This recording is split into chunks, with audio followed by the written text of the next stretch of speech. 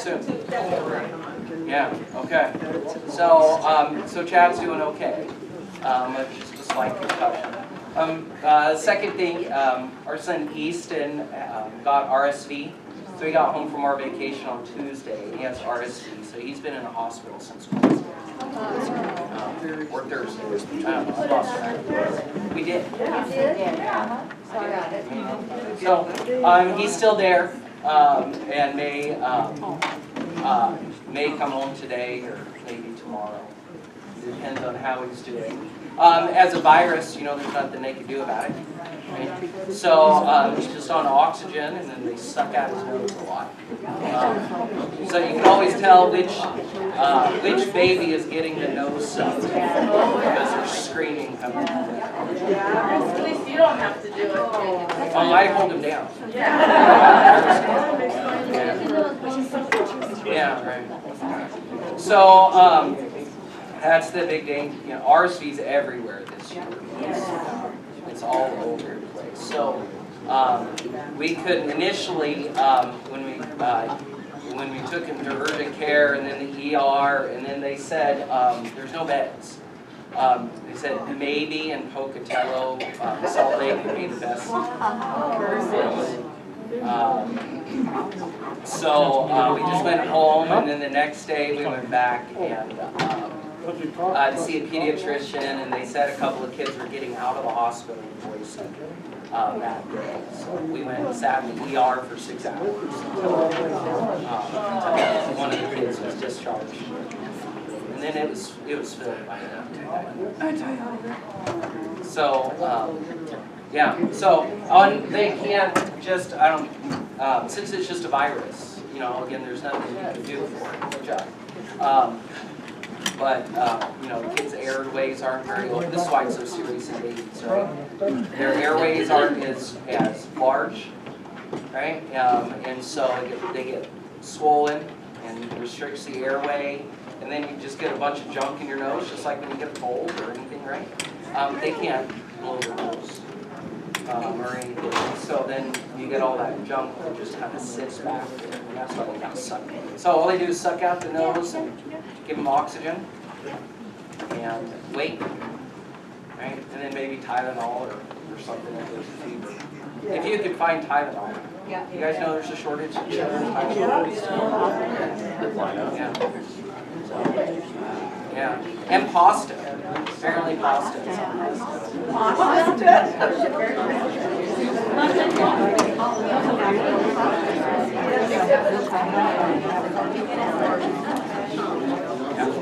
So anyway, there's that's an update on a couple of people in our church. So we'll pray for them in church this morning. Okay. All right. So today we're kind of going along the same lines, but in a little bit different way from what we've been doing. We finished, for those of you who were part of the group previously, we finished historically talking about the 7 ecumenical councils. So we got up to the late 700s, history-wise, in some of these things. That's kind of where we ended, and what we're jumping to now is kind of a different topic, but there's still some history stuff that are part of this. But there's also a lot of other, there's a ton of practical applications to this, as well as theology behind it that we're going to be considering as we go throughout. So we're going to be talking about the Crusades, and what the Crusades are, why they were undertaken, and are we still fighting the Crusades, and that sort of thing. So what we're going to start next Sunday, we're going to start watching a video. They're 30-minute sections. So today's going to be kind of an introduction to what we're going to be talking about. And then on next Sunday, we're going to start watching a video. They're about 30-minute sections, so we'll watch it, and then we'll spend the rest of the time discussing what they talked about. The video primarily is The presenter is, his name is Dr. Paul Robinson. He's a history professor at Concordia Seminary in St. Louis. He was one of my history professors. So I think I took 2 classes from him, actually. Anyway, so the seminary every year does this thing called the Lay Bible Institute, where basically they, for a week, they have people come into the seminary and lay people, and they just teach basically a course. So this is one from about 10 years ago that was on the Crusades. It's what we'll watch. So a lot of what we're going to see are the PowerPoint slides that he's using and presenting. Every once in a while, it'll flash to the camera to him and what he's talking about. But I tried to get a copy of those. They aren't on the website where that's published, and I emailed him and didn't hear back. But that could be because of the holidays or something too. I'm not sure. But if I could get a copy of those PowerPoint slides that he used in that, I'll pass those out as well. Otherwise, we'll just do something in regards to that. Okay. So there's 8 videos. So if we do one every time, that's 2 months. Basically, is what is how long that will take. And then maybe another day or so, just to summarize everything. So, so that's kind of the plan of what we're going to be doing. Okay. So, just a couple of resources that, as well, that we're going to look at. This stuff is pretty well documented historically, and almost to the point where there's so much information out there, it becomes the challenge is finding the good stuff, right, and kind of whittling it down. So, so the couple of books that I'm reading to just kind of brush up on some of this, and there are some primary sources, so the actual sources of things that I'm also looking at. Those are a little bit harder to find, usually on the internet. And you got to read through a lot of stuff, theology and stuff. The main books I'm reading, this is the one that, one of the main ones that I was using already before that I brought out. It's called The Church from Age to Age. Right? There's a shorter version of this, too. This is by Paul Meyer, writes the foreword to this, but there's a bunch of other Lutheran historians that write different sections of this book. So this is kind of my main book that I look to for history. It says From Galilee to Global Christianity, but it's laid out topically, not chronologically. So it's kind of it's hard to follow at times, right? And especially since there's like 6 or 8 different authors to it. The shorter version of it is more accessible and kind of just easier to sit down and read. Okay. So the one in particular, though, going about the Crusades is this book here called God's Battalions by a man named Rodney Stark. Okay. God's Battalions. Battalion.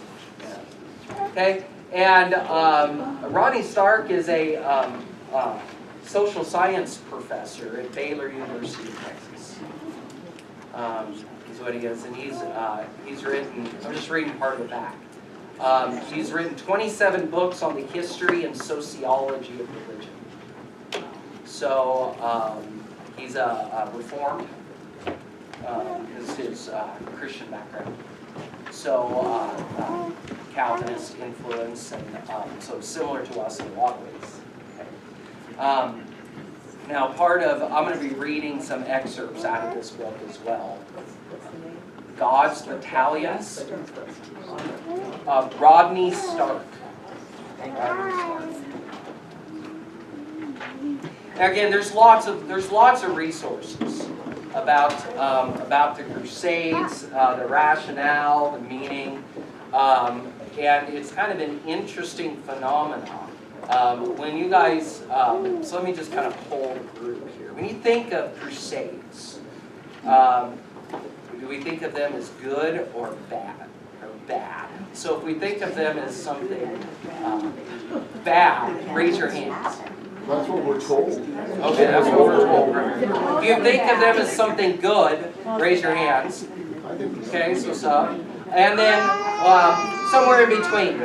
Yeah, somewhere in between. Okay, yeah. So in the last 100 years, in particular, the Crusades have been cast very, very much in a negative light. Very much so. Okay, and that it's all Western, Christian, greedy,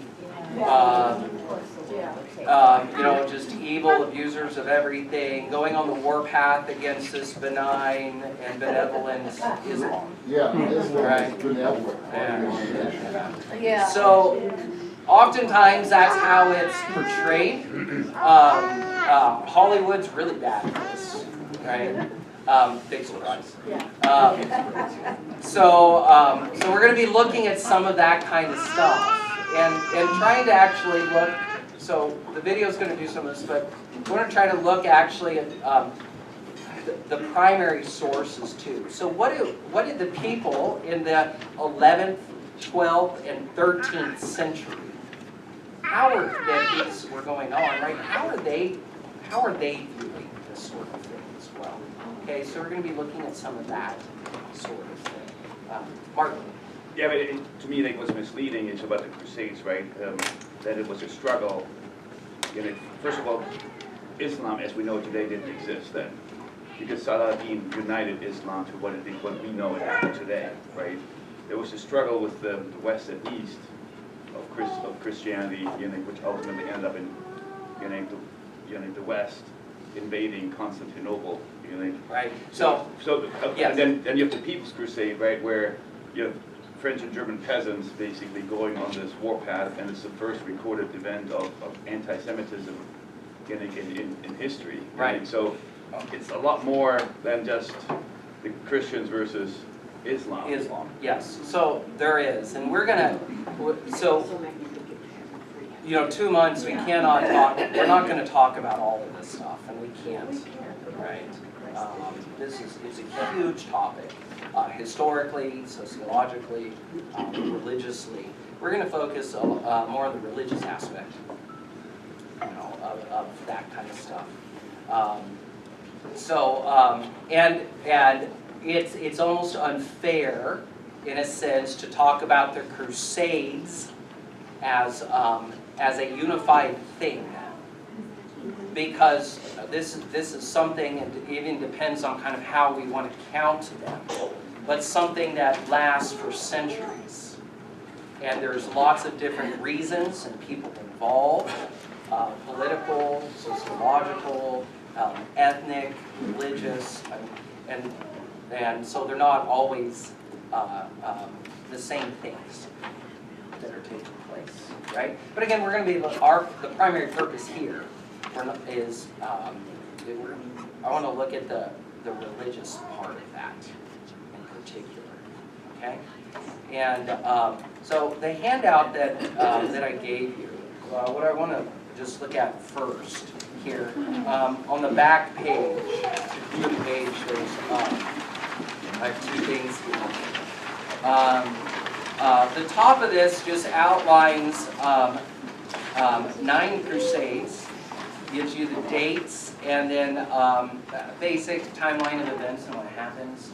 Now, again, there's debate even on how many wars and struggles can you actually categorize as crusades, and how many are just wars, right? And so, if nothing else, the first 4, you look on there, the first 4. So the first Crusades from 1096 to 1099. Second from 1144 to 1155. Third is 1187 to 1192. Fourth, 1202 to 1204. Okay. So if nothing else, these 4 are, when you say the Crusades, that's what we'll refer right, in kind of a more narrow sense. You broaden it out, you could go up to 9, but you could almost even extend this even past the Reformation and almost up to the fall of the Ottoman Empire, which is 100-ish years ago. So, again, there's no way we could talk about all this stuff, right? There's way too much, and it's way too complex, and that's not the goal and the purpose. What we want to try to do is try to get an idea. What are they? Particularly these first 4, and the religious aspect of that. Okay? And then part of that, of course, there's other issues that we're going to discuss that are related to that kind of thing. So, so we're going to get to that, and in a lot of ways, you're going to take an approach, or I'm going to take this approach that the Crusades, at least these first 4, from the Western Christian perspective, were justified. Okay, that they were justified wars that they were engaged in. Now, bad things happen in war, right?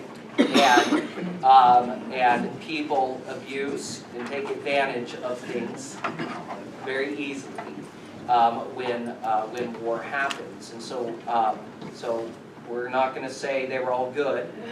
We're going to say that they're. I'm going to take this approach that they were justified, or at least that at the time the Western Christianity and civilization felt that it was justified.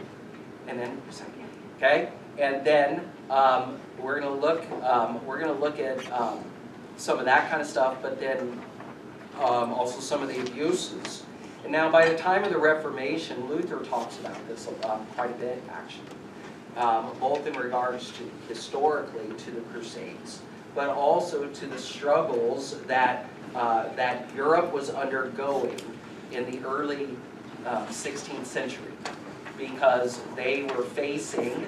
This is part of why the Reformation happened the way it did, and we talked about this in the past during this class. But with the encroachment of the Turks coming in from the east into Europe, and you have most of Western Europe kind of loosely unified into the Holy Roman Empire, which, you remember the tagline, it's not holy, it's not Roman, and it's not an empire. And yet that's what they call it. Right? So they're faced with similar circumstances 500 years after these things are undergoing. Okay?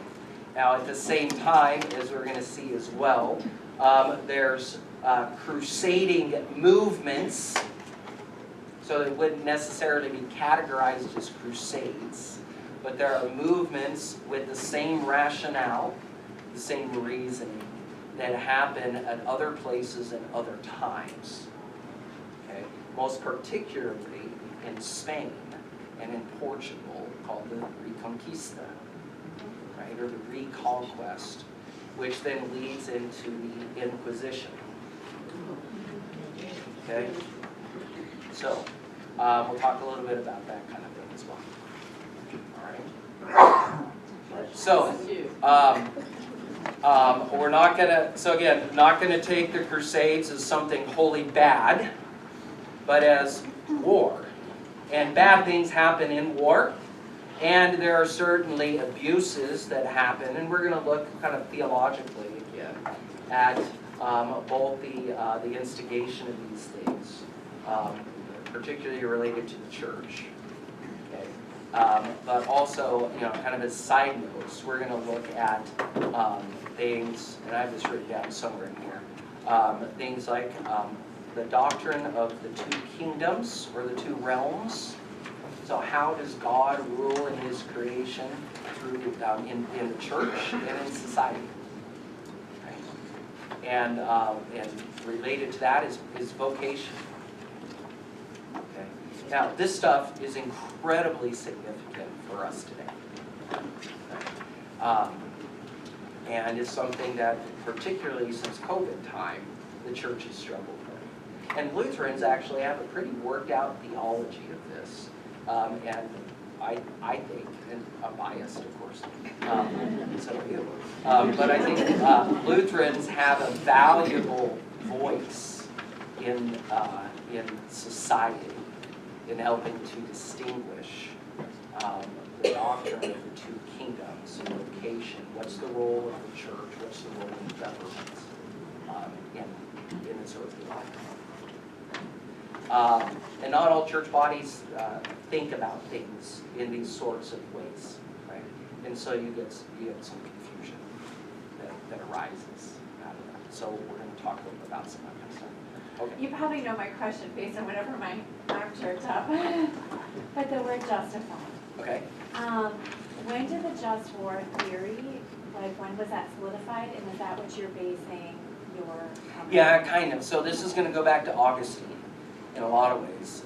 Both the doctrine of the two kingdoms, or two realms, and just war and the just war theory. A lot of that, I mean, the different cultures and societies have their justifications for war, and what's right and what's wrong, and when and why, and that sort of thing. But Augustine in the City of God deals with this quite a bit. And so some of it goes back to that, but also, I mean, this really goes back to the Old Testament, right? You read the Old Testament, particularly Joshua, Judges, right? 1st and 2nd Samuel. There's a lot of war, right? Yeah. And there's a lot of God telling his people, go over here and wipe everybody out. Men, women, children, burn the cities down, kill the animals, do it all, right? So, so this idea of divine warfare and this idea of just war and just war theory is really a Western Judeo-Christian value that's been around in Western civilization. Since, particularly since Rome, but goes back before that as well. But it's still something. It's not exactly the same, probably, as what we think of when we think just war theory in the modern context. We actually have a retired Army colonel in the room who taught at the War College with some of this stuff. Am I right? You're right. Yeah. So he'll be my fact checker. Yeah. So this stuff is, I mean, it's pretty significant, right? And we have, we talked about some of this stuff earlier, almost a year ago now too, in a little bit. But we have some others in the room who, your guys' son had a foreign exchange student from Ukraine, right? And then you have this war between Russia and Ukraine, and so you have an exchange student from that country who's going, oh no, right? My family, my friends, my life is there, and here I am in the U.S., right? Which is good and bad, right? Good and bad. So but the whole conflict between Russia and Ukraine is an incredibly complex conflict, right? And mostly, and I'm not saying this is necessarily bad, it's, the U.S. has taken the stance, Ukraine good, Russia bad, right? But it's way more complex than that. Way more complex than that. So, anyway, this stuff matters all the time, right? It matters all the time. So let's look at the front page of the handout real quick here. And again, today we're just I'm just trying to introduce things we're going to be talking about later on too, but to give us an idea of things. So what I have first, this first bullet point, is from the Encyclopedia Britannica. Okay, so I just copied their thing from online on Crusades. Okay, so that's what this first point is. So let's just look at this. So Crusades, military expeditions beginning in the late 11th century that were organized by Western European Christians in response to centuries of Muslim wars of expansion. Their objectives were to check the spread of Islam, to retake control of the Holy Land in the Eastern Mediterranean, to conquer pagan areas, and to recapture formerly Christian territories. They were seen by many of their participants as means of redemption and expiation for sins. Between 1095, when the First Crusade was launched, and 1299, when the Latin Christians were finally expelled from their kingdom in Syria, there were numerous expeditions to the Holy Land, to Spain, and even to the Baltic. The Crusades continued for several centuries until 1291. Crusading declined rapidly during the 16th century with the advent of the Protestant Reformation and the decline of papal authority. Okay. Let's keep reading and then we'll talk about this a little bit. So approximately 2/3 of the ancient Christian world had been conquered by Muslims by the end of the 11th century, including the important regions of Palestine, Syria, Egypt, and Anatolia. The Crusades, attempting to check this advance, initially enjoyed success, founding a Christian state in Palestine and Syria, often called the Crusader states. But the continued growth of Islamic states ultimately reversed those gains. By the 14th century, the Ottoman Turks had established themselves in the Balkans and would penetrate deeper into Europe despite repeated efforts to repulse them. The Crusades constitute a controversial chapter in the history of Christianity, and their excesses have been the subject of centuries of historiography. The Crusades also played an integral role in the expansion of medieval Europe. Okay. So again, not my words, okay? From the Encyclopedia Britannica, just a short summary of the Crusades. A couple of things that are important, just kind of looking at this. Again, so we're dealing from the end of the 11th century, around 1095, to the end of the really of the 13th century, 1291. But going on a little bit later on, as well as that, is a couple of pretty important things that it says. The objectives were to check the spread of Islam. So Islam starts in the 600s. So by the time the Crusades happen, there's been almost 500 years of Islam where it's existed. And Islam initially spreading out very militaristic, which at the time is very normal for anybody, right? That's how everything happens. Okay, so for a lot of this time, they do this. Notice in that second paragraph, approximately 2/3 of the ancient Christian world has been conquered by the Muslims. 2/3. So we spent the last several months talking about history here in this class and how Christianity had spread. Some of that by war, and later on, especially with the division of the East and the West, some of that war between Christians, right? But even with the fall of Rome, where you have Arians coming down, the Germanic barbarians, right?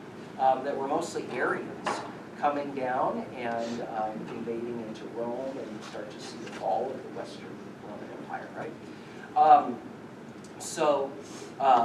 This kind of thing has been going on, and now you have the rise of Islam, is coming again in the 6th century, and two-thirds, that's a lot, right, of the Christian world. So all of these areas that we've been talking about, a lot of conflicts, theological conflicts as well, that take place in Egypt, in Alexandria, right, which is one of the 5 major centers of Christianity. All of that's taken over by Islam. Right? Jerusalem becomes a hugely important area in the city, and still is today, right? When it comes to this sort of stuff. Okay. But you have Antioch, which was very important again in the early church. That was conquered by Islam. You have most of basically everything we would consider outside of Western Europe, which ends up being conquered by Islam, save the Byzantine Empire, which are the kind of the heirs, the descendants of the Eastern Roman Empire, centered in Constantinople, which is now what country? Turkey. Is Turkey a Christian dominant country or Islam? Islam, right? So, and has been. It has been since the 1450s. Since the 1450s, when Constantinople falls to Islam, which is still for Eastern Christianity a day of mourning. So it's a church holiday for Russian Orthodox, Ukrainian Orthodox, Greek Orthodox, Antiochian Orthodox. All these Orthodox churches have this because that's when basically when the Byzantine Empire falls, right? And Christians lose control over that area. I wanted to go back to what you said about people taking sides. This is good, that's bad. On ESPN about a week and a half ago, when the president or prime minister, whatever we call the guy from Ukraine, is leading the war, came before Congress, everybody was, spurring him on, and he asked for more money and all of this. After that, some of the speakers on ESPN had said, it's fine for him to come to America and portray to us that this is all about his people because we've seen so much massacring of his people by Russia. But the thing that we're not aware of, this person was saying, and I don't know if it's valid or not, that he himself has locked up a lot of believers and is closing churches all over the place in Ukraine. So I wanted to know if anyone here knows if that is true or false. It's true. It's kind of a slightly different topic than what we're talking about, right? Well, But not really. there's a really good, well, in my opinion, it's very good. It's called GetReligion.org. GetReligion.org, and it's purely online. But it's a online newspaper reporting agency on that reports on religious news. So it's not reporting stories, it's reporting how does the New York Times, right, and the Chicago Tribune, the LA Times report on religious stories. Okay. Okay? So they've written quite a bit about how the U.S. media has portrayed the war and some of the things that they've gotten right and some that they don't understand and haven't, right? And because the religious aspect actually in that war is a very, very important one that often gets overlooked. Is it important or not important? It's important, very important. That's what I was saying. Yeah. So it's not a purely secular conflict. So that would be a little bit true or somewhat true. At least there's Well, truth in that statement that the man made. Yeah, there's some not so good things on both sides, but certainly, like I said before, it's war, right? And Russia's still I would say primarily the bad guy. But, Well, isn't Zelensky's problem is with the Russian Orthodox Church that Russia is still controlling in Ukraine? yes, Yeah, and that's the people that he's trying to get out. yes. And because of, and there's people with this thing with the Christmas holiday, there's problems with that too, because the Ukrainians now feel if they get the Russians out of that, then they have their church back. Right. Well, So, and they did hold their own Christmas service this week, led by the Ukrainian church. yeah, so you have the Ukrainian Orthodox Church and you have the Orthodox Church in Ukraine. And then you have the part of the issue is Ukraine is historically, or at least for the last long time, Ukraine is under the Patriarchate of Moscow. So, kind of thinking in our terms, I don't want to get too sidetracked by this. So we have district presidents, right? So our polity is a little different. But our district president's located over in Portland. Okay?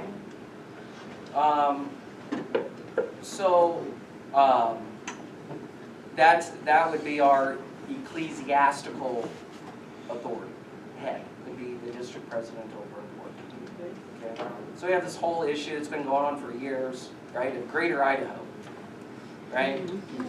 So what happens if you have somebody, Greater Idaho wants to go through, and then the district president stands up and says he's either way, for or against it. And then you have churches in those areas that agree or disagree. Okay?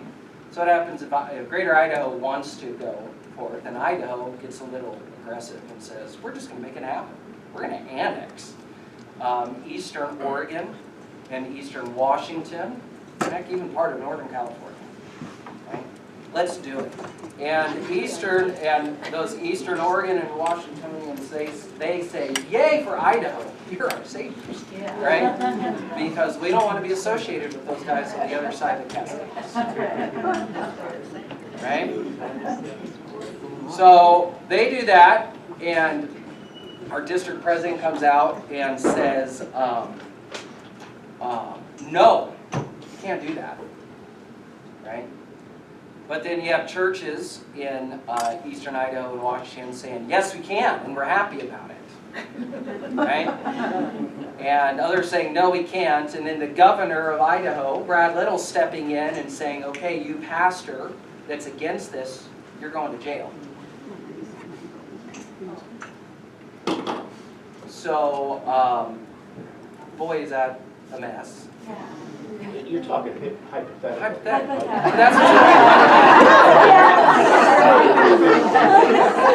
That's what's going on. I mean, it's not an exact comparison, but the religious stuff is so tied up in this, so tied up. And for Orthodox in that part of the world, Kiev, Ukraine is the birthplace of Christianity for that whole section of the world. Okay, so it's an incredibly important religious location as well. So it's complex. Yep, so the same applies to the four Crusader states, right? Because suddenly you take the territory away and you say, this is Christian now. And then to people that have, they followed a different religion for hundreds of years. And now you basically persecute them if they don't follow your religious beliefs. So that's why even the current Middle East is such a mess. Right. Because that's where religion, Christianity is really based in Jerusalem, whereas all the other religions have some say in it, right? Judaism, Islam, but that's why it's so messed up, because from a religious perspective, everybody lays a claim, but from a legalistic perspective, it's the opposite, right? Right. So, so super complex issues that have wide-ranging implications over a lot of different things. So let's kind of get back to, Rob, we're going to get back to this. This is getting us back on track. Yes. On the Muslim expansion, during that time frame. At what point did that start and how long of a time frame are we talking? Okay, so again, Islam starts in the 600s. Okay, they start to expand really in the early 700s. Okay, into more Christianized lands, I guess. Okay, Where did So- they start? where? Uh-huh. Mecca. So Mecca's in Saudi Arabia, current day Saudi Arabia. Okay? And one thing also that's important to keep in mind, Islam does not equal Arab. Right? So Arab is the ethnicity, Islam is the religion. So there are Christian Arabs and there are Muslim Arabs. Right? And there are Muslim Persians, right? So Iran, right? And there are Christian Persians, there's Muslim Persians. Just like there are Christian Germans and there are Muslim Germans and others, okay? So we need to be careful in the way we talk about these things, right? That Muslim does not equal Arab and Arab does not equal Muslim. And Okay. the Persians would be the first to start. Yeah. Okay. So, early 700s is when the expansion, Islam expansion begins, and militaristically, and by really around the time of 800. Islam controls all of North Africa, the majority of the Iberian Peninsula, which is Spain and Portugal, Saudi Arabia, and that whole peninsula that comes on, all the way over through Iraq and Iran, and up a little bit farther. So the whole southern and eastern part of the Mediterranean is all under Islam control by pretty much by the year 800. Now, are they the same as the Moors? Okay, so the Moors are Muslims from North Africa. Okay, the Moors are Muslims from North Africa, and that's a kind of a slang term, but that was given to the Muslims that came up through North Africa into Spain and Portugal.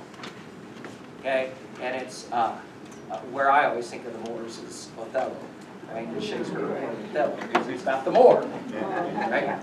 Yeah. But the initiation of this was not evangelical, it was military conquest, right? It was, they conquered these areas. Yes. So if we want to talk about the conversion process by fiat, they initiated that process. Okay. Yeah, we're going to talk a little bit about that, and you know, Mark brought up something that's pretty significant too. You can't necessarily equate Islam today to Islam of 1,000 years ago. Just like at times we can't equate Christianity today to Christianity 1,000 years ago. Now, certainly there's continuity, there's a theological continuity itself, but different times, different places, different cultures, different worldviews, and you can't judge yesterday's standards by today, right? So, I mean, that's just a basic tenet of history too, and so we want to try to understand what's happened and what the rationale and justification for things are. And we can judge that as Christians. We judge all things, of course, by the Word of God, not by my modern American sentiments, right? We want to judge it by the Word of God. Go back to that. But yeah, so we'll talk a little bit about what that expansion looks like later on. The Muslim expansion, as pretty much a lot of things were back then, it was very militaristic, and it goes in waves. There are times when they come in and they say, live and let live, right? But we're now the ones in charge. And there are times when it comes in and it says, convert, die, or leave. Right? And then particularly when it comes to the Spanish Reconquista and the Inquisition, the Spanish did the same things. We give you three choices. You either convert back to Christianity, we kill you, or you get out of Dodge. Take your pick, and you decide by sunset, right? Anybody know when the Reconquista, so the Reconquest of Spain, when that ends? 1492. 1492. Yeah, and Columbus sails the ocean blue. Yeah, same year is when the Reconquista concludes. Right.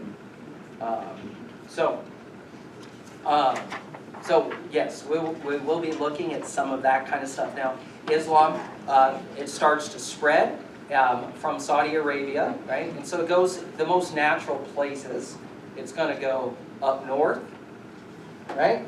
Up north and to the east, which would be Iraq, Iran, right? And up north and to the west, okay? Then it's also going to jump across the water into more into North Africa and go all the way across North Africa, okay?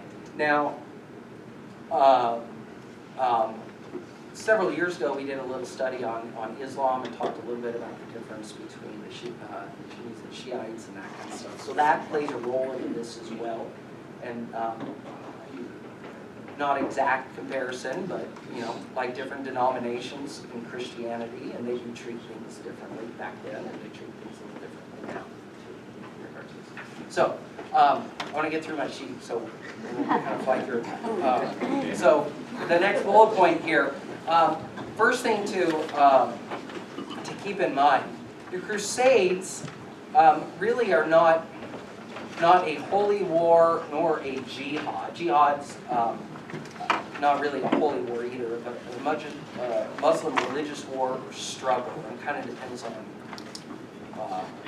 which Muslim you talk to and how that's defined.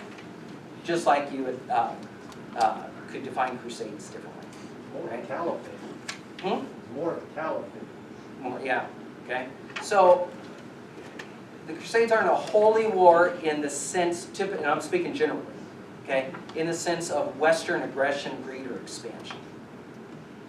They were primarily defensive wars, or at least started that way, as defensive wars against the encroachment of Islam into Christianity, or into Christendom, which would be it's an area, area where Christianity is predominantly in charge, I guess. Yet ones in which abuses and evils of war, and particularly the authority of the papacy, become ultimate common. Okay? So again, related to the Crusades or the Spanish Reconquista, the Inquisition, really, really important. You see the rise of pilgrimages in regards to this as well. The three most important Christian pilgrimage sites by this time are Jerusalem, obviously, okay, Rome, and then Santiago de Compostela in Spain, northwest Spain. And Santiago partly becomes that way and is kind of the rallying point for these kind of crusading movements in the Reconquista. Okay. Now, Luther had a pretty negative view of the Crusades, okay? And primarily for religious reasons, okay? So his Crusades revolve around two specific areas. And again, these are the kinds of things we're going to talk about more, is the religious aspect, the theological aspect of this. But the two specific areas, one in relation to the doctrine of the two realms, or the two kingdoms and vocation. We also need to keep in mind this is not the same thing as the American idea of church and state. Okay? They're related but not equivalent, so you kind of can't think of those as the same things. Okay? But basically, God rules the world in two ways, through both the church and earthly authority. Okay? The church, therefore the Pope, is part of that, does not have the vocation of calling for physical war. Likewise, the Holy Roman Emperor is not the head of, nor the defender of, Christendom in the church. Okay. The church's warfare is primarily against sin, the devil, and the world, the sinful world, not the material world, right? The sinful world, and is waged by means of the Word of God and prayer. It's the vocation of the state, the government, the kingdom, right, of the left to promote good, to punish the evildoer, and defend the innocent. So, kind of an important thing. Luther is not a pacifist at all. Okay? Nor is he anti-soldier nor anti-war. His concern, or he was more concerned about who has the godly authority to do what? To defend life and the temporal and earthly affairs and the role of the church in the spiritual affairs. And the reason why this is such a big deal is most of these crusades are called, the guy that's rallying the troops is the Pope. And sometimes the Pope even dresses up in his armor and goes out leading the charge. Well, probably not leading it, but he goes out to war too, right? And part of Luther's big thing is that's not your role, right?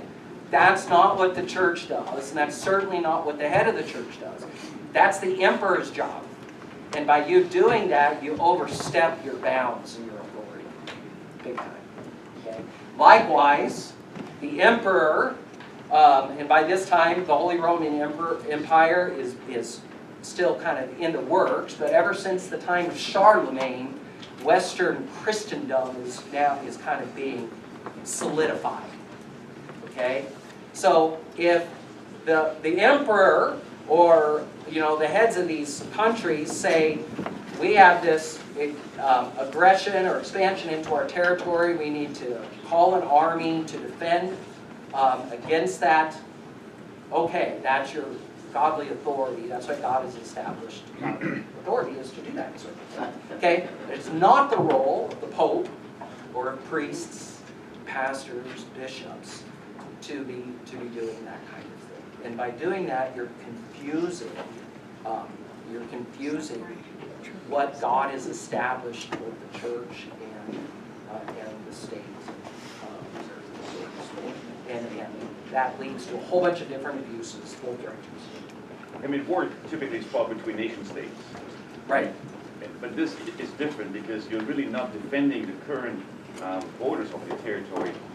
You're going at the heart of where the Christian religion was born. So even Luther's argument is a little iffy because there was no need for the German emperor to go all the way to Jerusalem and fight the crusade because it really didn't affect his border. But so the only way you can do it is rally around the reason. Right. And that's Christianity, right? Right. Yeah. Okay. So one of the other things is, and a big thing for him was indulgences, and he's certainly colored by his current experience and what's going on in the Reformation about indulgences as well. But in an effort to rally soldiers to Christendom, again, this is kind of basic and generalized in this way. The popes often use indulgences, granting forgiveness and eternal benefits for temporal war. Okay, so to the point, I mean, it really gets to the point of the Pope saying, we need soldiers. Okay, so we'll tell you what, you can, if you volunteer, right, the sins that you commit while fighting this war are all forgiven. Okay, now it's a little more complex than that. Okay, and you have different, I have this thing, you guys can read it later if you want. This is from the Christian Encyclopedia, but there's different kinds of indulgences, different reasons that they're given out. But this is really where they pick up steam, is at this time of the Crusades, and where the Pope starts to use the promise of forgiveness of sins, as well as alleviating temporal punishment for those sins, okay, so earthly punishment for those sins, where that really starts to get abused and lead to other areas, which ends up, by the time of the Reformation, being a huge problem. Yes, sir. So you talk about how the left-hand kingdom is for the emperor and the right-hand kingdom is more papal. Theoretically, could you have the same person performing left-hand kingdom and right-hand kingdom duties as long as it's clarified? Yes. But this also becomes a big issue in the Reformation, right? Is when you have the bishop of an area who's also the governor of the area, right? And distinguishing between those two authorities is a challenge. But it's not anti-biblical either, right? So yes, you could, but again, making those kinds of distinctions is challenging. Okay, so lots of stuff, right? We're not going to talk about everything, and that's not why we're here. We're going to mostly be guided again by these videos, and that's what we're going to talk about. Is what these videos that we're going to see are going to go. Again, about 30-minute sections. Then we'll talk about whatever that talks about. It'll kind of go from there, but it's going to focus primarily on the religious aspects of these things, and not completely on the societal, cultural, and political, and all that other stuff, which is part of it. Okay? All right? Let's say a closing prayer. Almighty God and everlasting Father, we give you thanks again for gathering us here today. And as we continue to live these lives and struggle against our spiritual enemies, and sometimes against also earthly enemies of Christ, we pray that you would grant us a strong defense, help us to rest secure in the victory that Christ has won over sin and death and the devil, and help us to stand steadfast and firm in that faith in Christ, regardless of the circumstance, and boldly confess the truth and salvation that we have through Him.